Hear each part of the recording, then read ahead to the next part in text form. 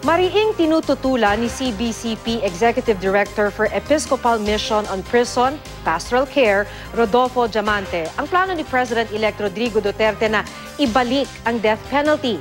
Sabi ni Diamante, hindi raw katanggap-tanggap na gagamitin pa raw ng Duterte administration ang mga binabayad ng taxpayers para patayin ang mga kriminal o yung napagbintangang kriminal na wala raw due process. Para kay Diamante, ang pagsasaligal daw sa death penalty ay murder.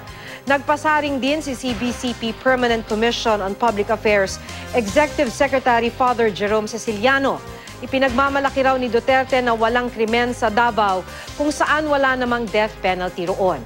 Bakit daw ngayong nanalo si Duterte naisip nito na kailangan ng death penalty? Wala pang tugon ang kampo ni Duterte tungkol sa mga sinabi ng mga opisyal ng CBCP.